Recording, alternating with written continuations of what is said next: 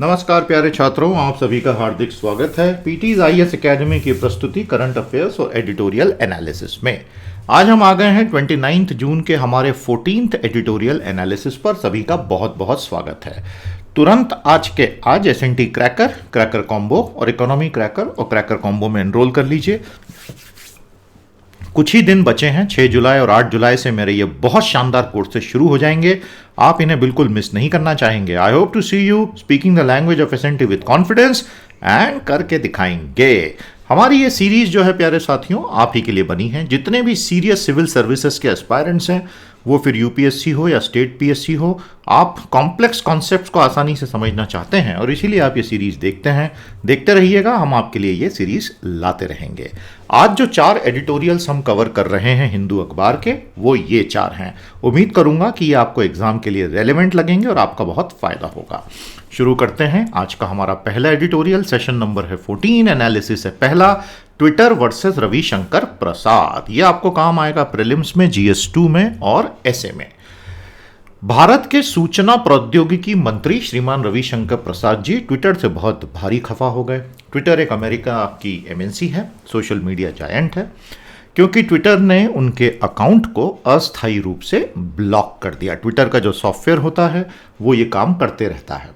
और क्यों ब्लॉक कर दिया? क्योंकि ट्विटर को एक शिकायत मिली कि रविशंकर प्रसाद जी ने कुछ ऐसा कर दिया जो किसी और के कॉपीराइट का उल्लंघन था। ट्विटर ने उनको ब्लॉकिंग का प्रायर नोटिस नहीं दिया, जैसा कि भारत के आईटी एक्ट के नियमों के तहत मैंडेटेड होता है। उसके तहत ये मैंडेटेड है और वो ट्विटर नहीं कर पाया। तो रविशंकर प्रसाद जी काफ़ी भड़क गए और उन्होंने उसके ऊपर काफ़ी आपत्ति बाद में दर्ज की। अब ये झगड़ा कहाँ से शुरू हुआ?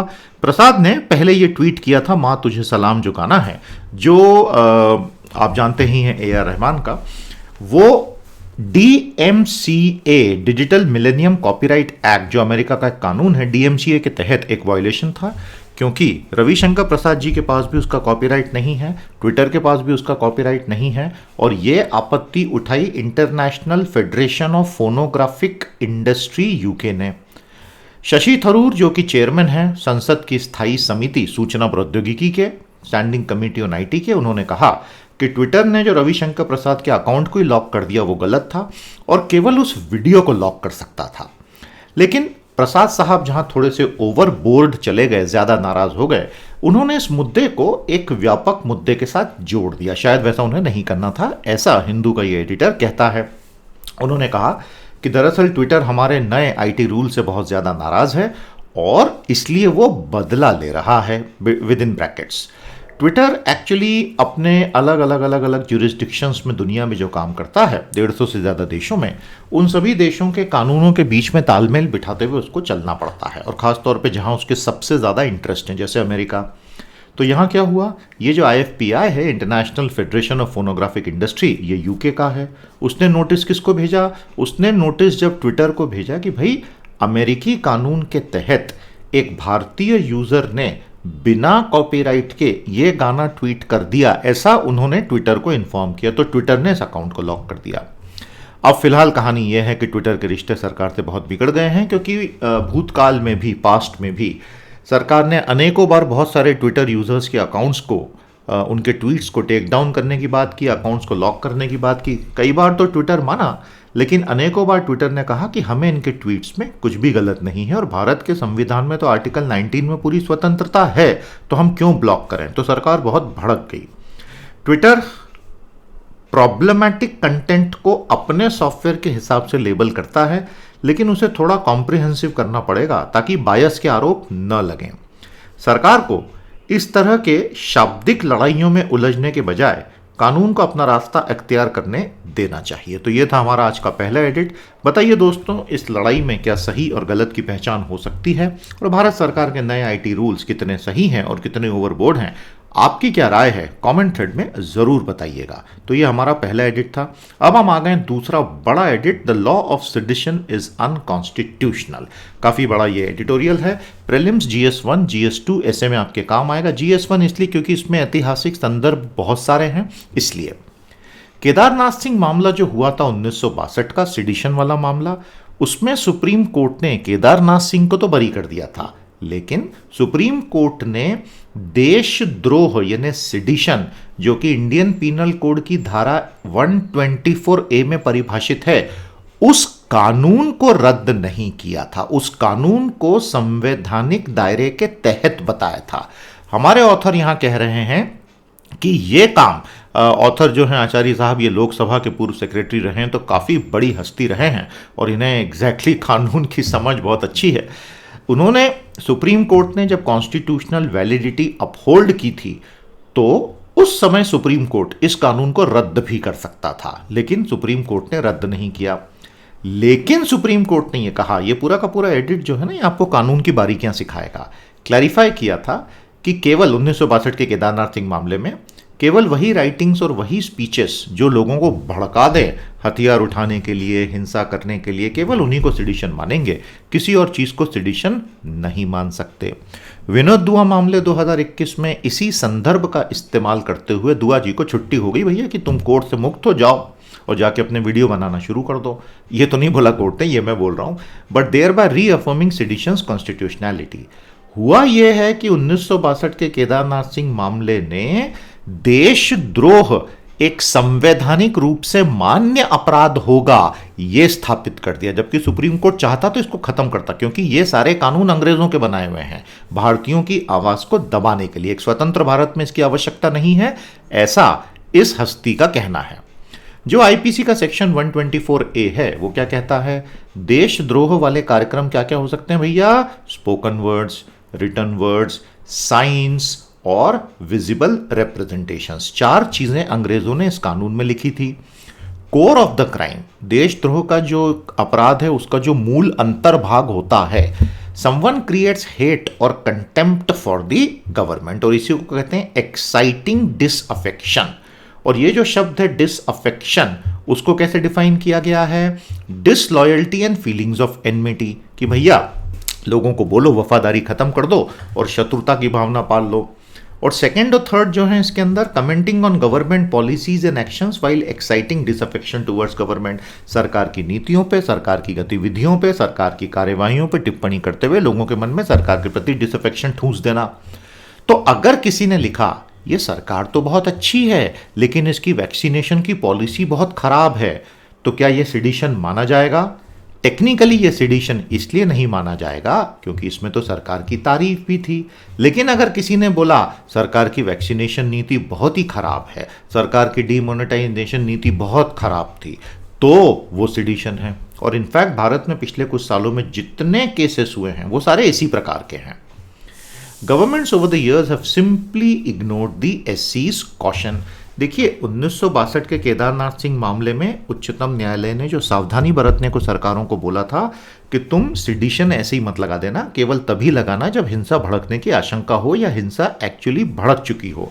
लेकिन हमारी सभी सरकारों ने हिंसा तो छोड़िए, केवल जब तीखी क्रिटिसिज्म होती है तो पकड़ के सीधा देशद्रोह का मुकदमा ठोक देते हैं। फिर उसमें बेल वेल करने में आदमी प्रोसेस में ही परेशान हो जाता है। 2021 का सबसे हालिया मामला है आयशा सुल्तान के ऊपर, जो लक्षद्वीप में फिल्म मेकर हैं, उनके ऊपर जो अभी केस हुआ है। ये हमने इसके ऊपर एक एडिट पहले ले लिया था और इसीलिए मैंने आज का जो पहला एडिट जो इसी पे था, इसको मैंने अवॉइड किया है क्योंकि वो रिपीट हो जाता। सुप्रीम कोर्ट ने, ऐसा इस ऑथर का कहना है, 1962 में एक बहुत बड़ी भूल कर दी। उसे सिडिशन लॉ को पूरी तरह से रद्द कर देना चाहिए था। क्यों? क्योंकि ये जो धारा 124A है आईपीसी की, ये हमारे संविधान के, आजाद भारत के संविधान के आर्टिकल 19(1)(a) का सीधा उल्लंघन है। Fundamental right of freedom of speech and expression, और ये तो सबसे मूल्यवान अधिकार है हिंदुस्तानियों का। आईपीसी की ये जो धारा है, ये अब कई लोग इसका तर्क देते हैं कि लेकिन आर्टिकल 19(2) में रीजनेबल रिस्ट्रिक्शंस होते हैं। ऑथर कहते हैं कि ये बिल्कुल गलत तर्क है। अनुच्छेद 19(2) में जो रीजनेबल रिस्ट्रिक्शन की परिभाषा है, ये उससे प्रोटेक्टेड नहीं है। और एक्चुअली संविधान सभा ने जब ये कानून बनाए थे और ये हमारा संविधान बनाया था, तो सिडिशन शब्द 19(2) के ड्राफ्ट में आया था, लेकिन हमारे फाउंडर फादर्स ने उसको हटा दिया था। मतलब sedition on the ground of reasonable restriction for fundamental right of speech and expression गलत माना गया था, सिडिशन उसमें है ही नहीं। तो फिर सुप्रीम कोर्ट ने उसको खत्म क्यों नहीं किया? सुप्रीम कोर्ट ने इन शब्दों पे रिलाई किया, in the interest of public order, जो आर्टिकल 19(2) में दिया है, जिससे सुप्रीम कोर्ट ने इस सेक्शन 124A को 19(2) के अंदर ले लिया और उसको प्रोटेक्ट कर दिया। नहीं तो उसी दिन सुप्रीम कोर्ट को उसको खारिज करना पड़ता टेक्निकली। इसका नेट नतीजा आज ये हो रहा है, पिछले 30 सालों में ये हुआ है, सरकारों ने जिस व्यक्ति से तकलीफ हुई उसको देशद्रोही बता के जेल में ठूस दिया, फिर वो 10 साल लड़ता रहे, फाइनली मैक्सिमम लोग बरी होकर बाहर आ जाते हैं। अभी फिलहाल 3% का कन्विक्शन रेट है, 97% लोग छूट जाते हैं। ये कहानी शुरू हुई थी 1870 में, जब भारत की गोरी चमड़ी वाले हमारे सारे राजाओं ने सिडिशन कानून बनाया था कि भारत के लोगों की आवाज को हमेशा के लिए दबा दो। जेम्स स्टीफन ने यह कानून लाया था, और जो ऑथर था इस बिल का, उसने कहा था कि मैं केवल क्रिटिकल कमेंट्स नहीं खत्म करना चाहता, सिडिशियस डिस्पोजिशन को भी खत्म कर दूंगा। मतलब कोई व्यक्ति अगर ये सोच रहा है कि ब्रिटिशर्स अच्छे लोग नहीं है तो मैं उसको भी जेल में ठूस दूंगा। और ये तय कौन करेगा? ये पुलिस तय करेगी। हो गया। अब अगर पुलिस के हाथ में आपने ये चीजें तय करने का अधिकार दे दिया तो फिर पुलिस क्या करेगी? वो तो सबने देख ही लिया है। 1891 का बांगोबासी केस हो, बाल गंगाधर तिलक के 2 केसेस हो, खुद महात्मा गांधी का केस जिसमें गांधी ने उस गोरी चमड़ी के जज को सीधे बोला था, हाँ माय लॉर्ड, मैंने डिसअफेक्शन फैलाया है क्योंकि तुम लोग अफेक्शन के लायक ही नहीं हो। What was remarkable was that the High Courts and the Privy Council, उन्होंने incitement to violence और rebellion was not a necessary part of section 124A उस वक्त बोला था, और ये बोला था कि सिर्फ कमेंट करोगे तो भी काफी है।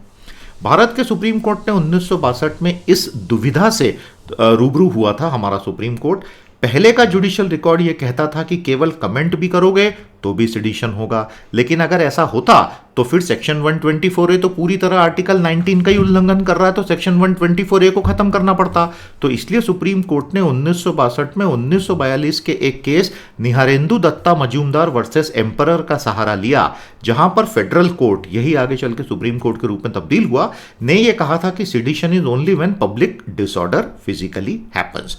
लेकिन ये सारे कॉलोनियल कानून जो है, उपनिवेशवादियों के कानून, इनकी क्या भारत में आज जगह है? तो आज के आजाद भारत में अगर एक पुलिस वाले को लगता है कि ये कार्टूनिस्ट की बनाए हुए कार्टून से पब्लिक डिसऑर्डर होगा तो वो कार्टूनिस्ट देशद्रोही हो गया और उसको जेल में ठूंस दिया जाएगा, फिर वो लड़ता रहे।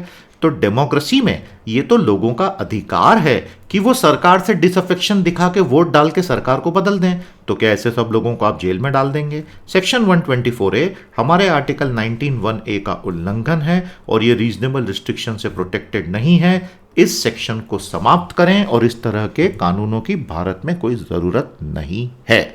यह था हमारा आज का दूसरा एडिट। इसकी समरी निकाल दीजिए, इसके बारे में आपकी क्या राय है बताइए। अब तक हमने सिडिशन पे अच्छे खासे 4-5 एडिट कवर कर लिए हैं। प्राइवेटाइजेशन ऑफ पीएसयूज बहुत शानदार एडिट है, आपको एक बहुत अच्छा फाइन तरीका मिलेगा सोचने का।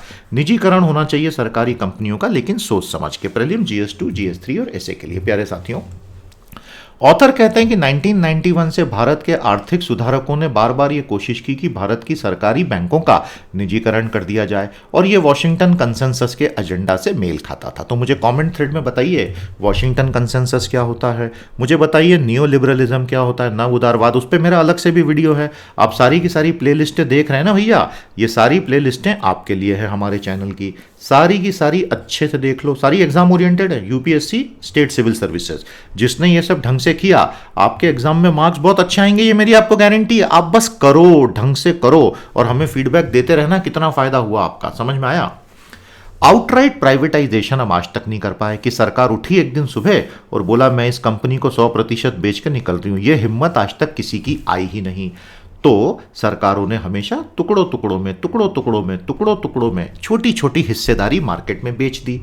एनडीए गवर्नमेंट अटल बिहारी वाजपेयी की बहुत कोशिश की, लेकिन इतना विरोध हुआ कि पीछे हटे। फिर 10 साल के लिए यूपीए की सरकार आई, डॉक्टर मनमोहन सिंह और सोनिया गांधी की सरकार, उन्होंने प्राइवेटाइजेशन का एजेंडा पूरी तरह से डंप कर दिया। 2014 के बाद से प्रधानमंत्री मोदी ने भी 5-6 सालों तक अवॉइड किया, लेकिन उसके बाद 2019, 20, 21 में उसको स्वीकार किया और अब उसको काफी जोरों से पुश कर रहे हैं। इनफैक्ट 2021 में तो मोदी जी ने स्वयं कह दिया टीवी पर आके, business is not the business of government, which is actually consonant with the laissez faire policy. तो लेसा फेरे क्या होता है बताइए? भारत की इकोनॉमिक क्राइसिस 2020 में जो शुरू हुई उसने हमारी इकोनॉमी को बहुत स्लो कर दिया है। हमारा कॉन्ट्रैक्शन 1950 के बाद का रिसेशन का सबसे ज़्यादा हुआ, अनएम्प्लॉयमेंट बढ़ गया है, इनकम्स गिर रही हैं, बैंकों के एनपीए बढ़ रहे हैं, फिस्कल डेफिसिट बढ़ गया है। तो अब हमको सोचना पड़ेगा कि भारत की जो पब्लिक सेक्टर एंटरप्राइजेस पीएसई है ना, भारत में हम उनको पीएसयू भी कहते हैं, अंडरटेकिंग्स पीएसई भी कहते हैं, और चाइना जो है वो उनको स्टेट ओन्ड एंटरप्राइजेस कहता है, एसओई। समझ में आ गया? तीनों बात एक ही है।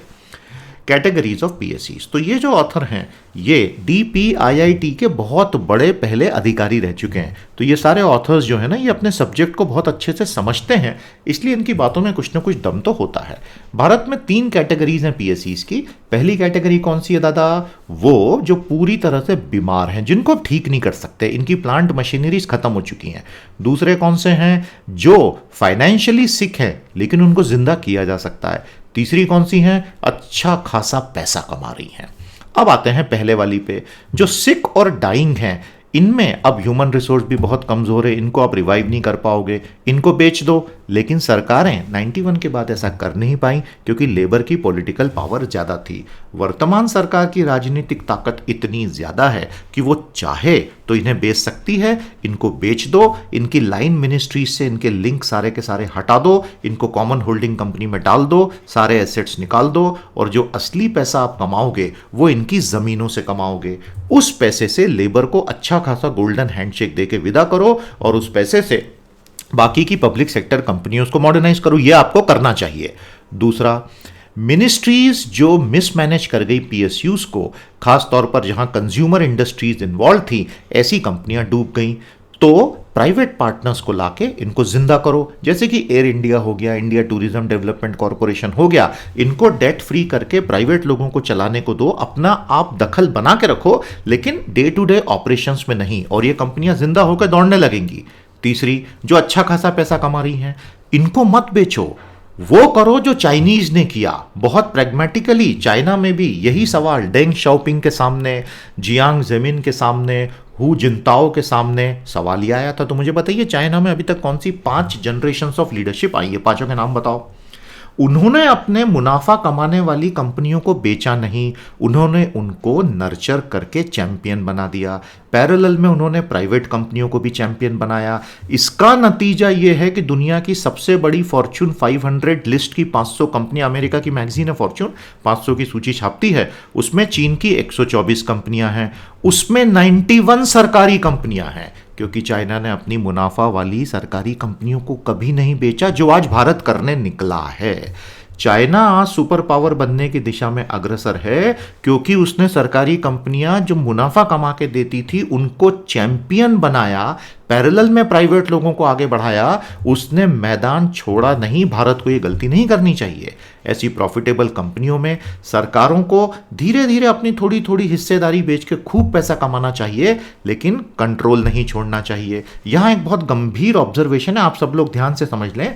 वर्तमान भारत सरकार की नीति यह है कि डिसइन्वेस्टमेंट यानी विनिवेश यानी अपनी हिस्सेदारी बेचना, ऐसा करके सरकार फिस्कल डेफिसिट कंट्रोल करना चाहती है। ऑथर कहते हैं कि यह स्ट्रेटजी ही गलत है। आप पीएसयू डिसइन्वेस्टमेंट को फिस्कल डेफिसिट टारगेट से मत जोड़ो, यह एक बहुत अनप्रोडक्टिव सोच है। आप धीरे धीरे कैलिब्रेटेड ऑफलोडिंग करके पैसा कमाओ, और वो जब स्टॉक मार्केट हाई हो, नहीं तो आप बहुत सस्ते में कंपनियां बेच दोगे, और ये तो राष्ट्रीय संपत्तियां हैं। अगर मारुति को हम इतनी बड़ी सफलता बना सकते थे तो बाकियों को क्यों नहीं? आउटराइट प्राइवेटाइजेशन के बहुत सारे नुकसान हैं प्रॉफिटेबल कंपनियों में। पहला, जो बड़ी कंपनियां उनको खरीद सकें ऐसी ज्यादा हैं ही नहीं भारत में, तो उन कंपनियों का पैसा अगर आज जो हमारे इंसॉल्वेंसी बैंक्रप्सी कोड एनसीएलटी में सैकड़ों कंपनियां फंसी पड़ी हैं जिनका रेजोल्यूशन नहीं हो रहा है, वहां लगेगा तो देश की इकोनॉमी का ज्यादा फायदा होगा, क्योंकि वो कंपनियां डूब रही, उनको ये बचा लेंगे। दूसरा, हमारे प्राइवेट कंपनियों को हम ये बोलें, बनी बनाई ऐसी प्रॉफिटेबल कंपनियों में पैसा लगाना तो शेयर खरीदने का काम है, इससे इकोनॉमी का क्या फायदा होगा?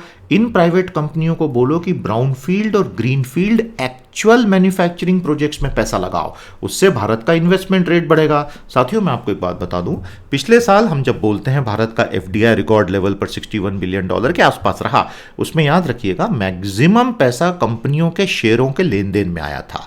Net manufacturing greenfield investment contract हो गया है, बढ़ा नहीं है। तो जॉब सीकर्स के लिए वो एफडीआई का कोई मतलब नहीं है। आपको बात समझ में आ गई? याद रखिएगा। तो मैंने जो कॉन्सेप्ट समझाया बता दीजिए। तो केवल इस तरह से कंपनियों का टेक ओवर करना, ये थोड़ी फॉरेन इन्वेस्टमेंट का लक्ष्य होना चाहिए।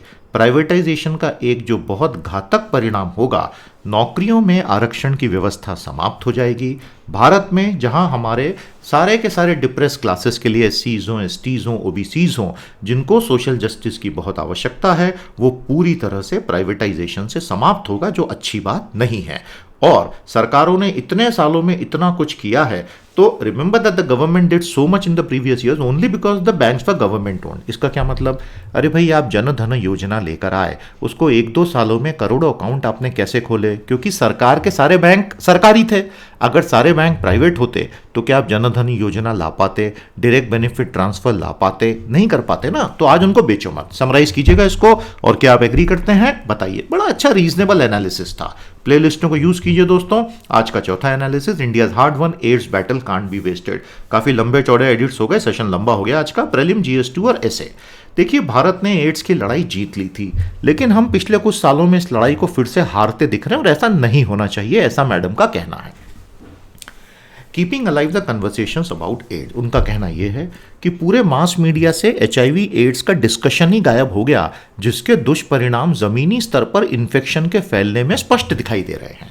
जून 1981 में अमेरिका की हेल्थ अथॉरिटीज ने बहुत ही खतरनाक इन्फेक्शंस जो फैल रहे थे एचआईवी के गे लोगों में, उसके बारे में बात की। तब एचआईवी एड्स के बारे में दुनिया को पता चला। 40 साल हो गए, वैक्सीन आज तक नहीं बन पाई, क्योंकि ह्यूमन इम्यूनो डेफिशिएंसी वायरस जो है इतना म्यूटेट करता है कि वैक्सीन काम ही नहीं करती। इसलिए हमने दवाइयों से इसको कंट्रोल किया। सन 2020 से दुनिया जो है नोवेल कोरोना वायरस में उलझ गया, लेकिन एड्स की लड़ाई, एचआईवी एड्स की लड़ाई से कोरोना वायरस की लड़ाई में भी फायदा हो सकता था। भारत 1997 से 2010 में एचआईवी एड्स से बहुत अच्छे से लड़ा, जब से 1986 में एचआईवी एड्स का पहला मामला भारत में आया। लेकिन 2012 में हमारी सरकार ने, यूपीए 2 की सरकार ने, एड्स को हमने कंट्रोल किया, उसको एक लंबी लड़ाई में एक अच्छा मील का पड़ाव बताया, मील का पत्थर बताया। वर्ल्ड हेल्थ ऑर्गेनाइजेशन का ये गोल है कि 2020 तक 90% एचआईवी एड्स के लोगों को एंटी रेट्रोवायरल थेरेपी मिल जानी चाहिए। सारे रेट्रोवायरस होते हैं क्योंकि, लेकिन अब उसको बढ़ा के 2025 कर दिया। मतलब ये गोल में तो हम हारते जा रहे हैं। आज दुनिया भर के एक्सपर्ट्स कह रहे हैं कि भारत शायद एचआईवी एड्स की अपनी लड़ाई, जीती हुई लड़ाई, धीरे धीरे हार रहा है। कोविड जब आया तब एक बहाना जरूर हुआ कि भाई अब सारा ध्यान वहां लग गया है, लेकिन एक्चुअली उसके कुछ सालों पहले से भारत के एड्स के परफॉर्मेंस टारगेट खराब हो रहे थे। ऐसा क्यों हुआ? देखिए, शुरुआती दौर में जो मास कम्युनिकेशन होता था, इंफॉर्मेशन कैंपेन, देखिए मुझे तो बहुत अच्छे से याद हैं। अब जैसे शबाना आजमी मैडम जो हैं, बॉलीवुड की इतनी बड़ी अदाकारा, उनके बड़े बड़े विज्ञापन जो है लंबे समय तक सारे टेलीविजन चैनलों पर आते थे कि भैया किसी को छूने से एड्स नहीं फैलता, छूने से सिर्फ प्रेम फैलता है, प्यार फैलता है। और ऐसा करके लोगों को यह बताया गया कि डरो मत, एचआईवी ऐसे छूने से नहीं फैलेगा। उस वक्त ये चीजें बहुत मायने रखती थी। उस तरह के कैंपेन्स जो हैं, उसने मदर टू चाइल्ड ट्रांसमिशन और ब्लड ट्रांसफ्यूजन रूट लोगों को समझाया, प्रोटोकॉल बनाए, ब्लड का सेल जो है उसको इलीगल किया। लेकिन धीरे धीरे सरकारों को लगा कि अब तो क्या, हम तो लड़ाई जीत गए, अब क्या है। 2014 से हमारी एड्स की लड़ाई में हम धीरे धीरे खसकते गए हैं। उसका क्या सबूत है? इन्फेक्शन डायग्नोसिस का रेट 60% से गिर के केवल 23% रह गया।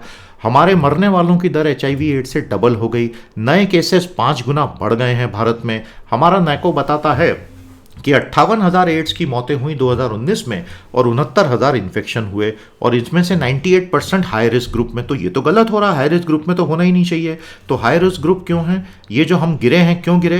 क्योंकि इन्फॉर्मेशन कैंपेन बंद हो चुके हैं, लोगों तक जानकारी नहीं जा रही है। और जो सबसे ज्यादा भेद्य समूह है, vulnerable group, MSM, IDU, migrants and sex workers और ट्रक ड्राइवर, 4 बड़े इसके अंदर वल्नरेबल ग्रुप माने जाते हैं।